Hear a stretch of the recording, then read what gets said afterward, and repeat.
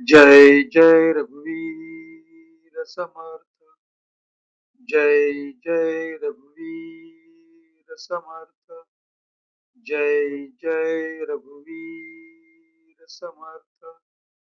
उपस्थित सर्व श्रोतृवर्गास चैतन्य आत्मन या चॅनलचा नमस्कार। आपणा सर्वांचे आजच्या ग्रंथ वाचनाच्या उपक्रमात हार्दिक स्वागत। आजचा आपला ग्रंथ वाचनाचा 100वा दिवस, तारीख 10 एप्रिल 2026, शुक्रवार।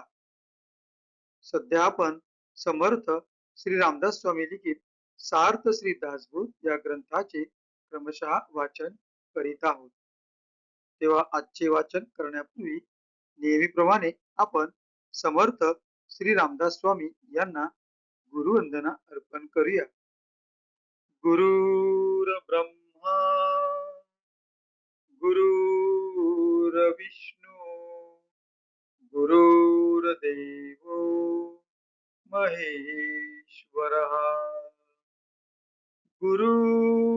गुरुर्साक्षात् परब्रह्म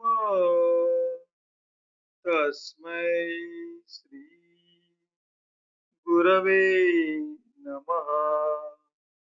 तस्मै श्री गुरवे नमः। तस्मै श्री गुरवे नमः। जय जय रघुवीर समर्थ।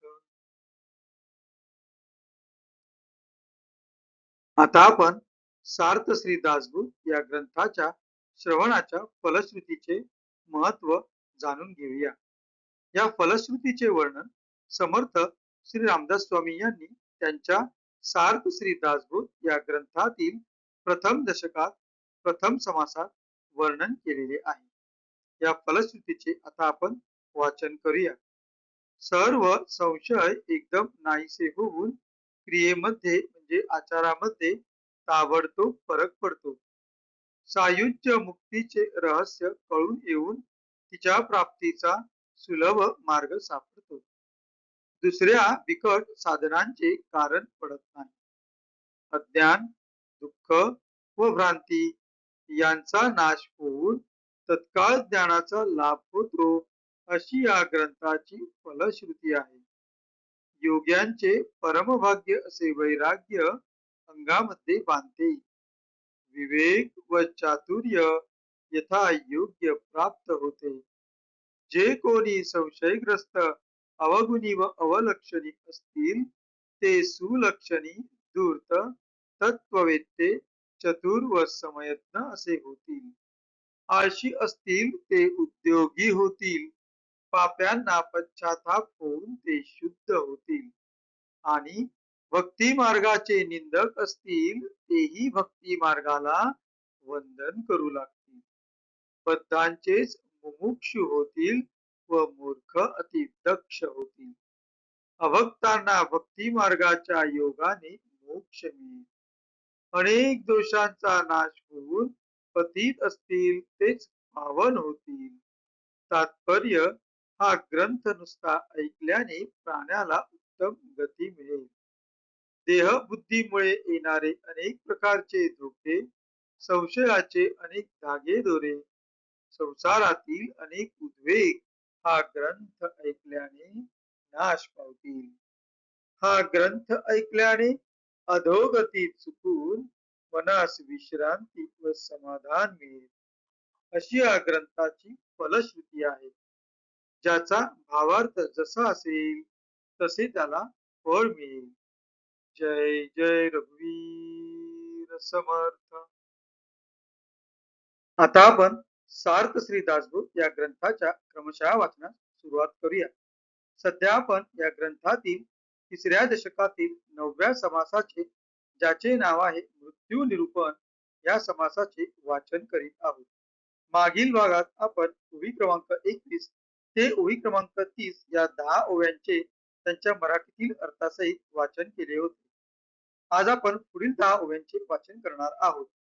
आपणासमोर जे पृष्ठ दिसत आहे त्या पृष्ठातील शेवटून 7वी ओळ 30 या अंकानंतर मृत्य न म्हणे स्वाधीन या शब्दांनी सुरू होते.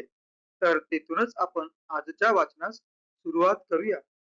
मृत्य न म्हणे स्वाधीन, मृत्य न म्हणे पराधीन, सकळ जीवांस प्राशन मृत्यूची करी. एक मृत्य मार्गी लागले, एकी अर्ध पंथ क्रमिले, एक ते शेवटास गेले वृद्धपणी. मृत्य न म्हणे बाळ तारुण्य, मृत्य न म्हणे सुलक्षण, मृत्य न म्हणे विचक्षण बहु बोलका. मृत्य न म्हणे हा आधारू, मृत्य न म्हणे उदारू, मृत्य न म्हणे हा सुंदरू चतुरांग जाणे. मृत्य न म्हणे पुण्य पुरुष, मृत्य न म्हणे हरिदास, मृत्य न म्हणे विशेष. सुकृती नर, आता असो हे बोलणे, आता असो हे बोलणे, मृत्यापासून सुटीजे कोणी. मागे पुढे विश्वास जाणे मृत्य पंथे. चारी खानी चारी वाणी 84 लक्ष जीव योनी. जन्मा आले तितुके प्राणी मृत्य पावती. मृत्याभेने पळो जाता तरी मृत्य सोडिना सर्वथा. मृत्यास नये चुकविता काही केल्या.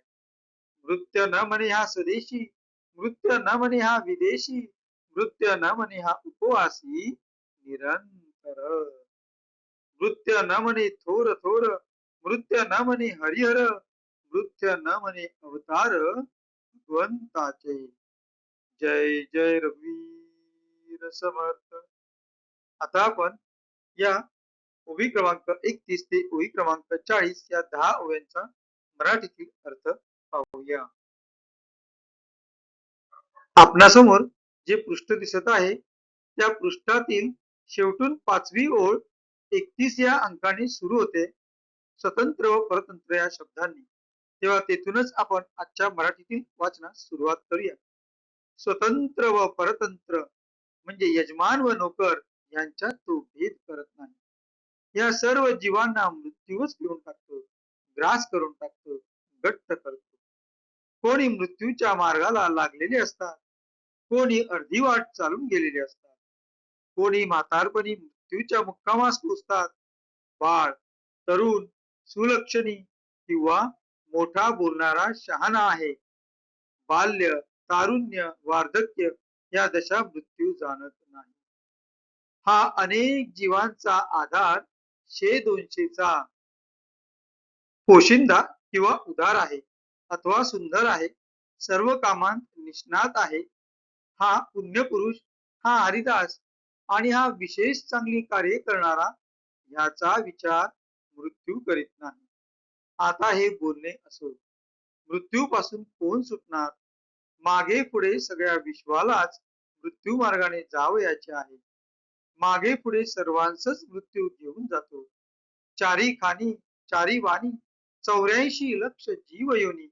जन्माला म्हणून जितके प्राणी आले आहेत ते सर्व मरणारच आहेत. सर्व प्राणी मृत्यूवश आहेत. मृत्यूच्या भयाने पळून गेले तरी मृत्यू कधीही सोडणार नाही. काही केले तरी मृत्यू चुकविता येणार नाही. मृत्यूच्या भयाने कोणालाही कुठेही पळून जाता येत नाही. त्याला गुंगारा देणे अगदी अशक्य आहे. हा स्वदेशी किंवा परदेशी आहे किंवा नित्य उपवासी आहे, थोर थोर हरिहर किंवा भगवंताचे अवतार आहेत असे मृत्यू म्हणत नाही. फार काय सांगावे. हरिहर व भगवंताचे अवतार हेही मृत्यू चुकवू शकत नाही.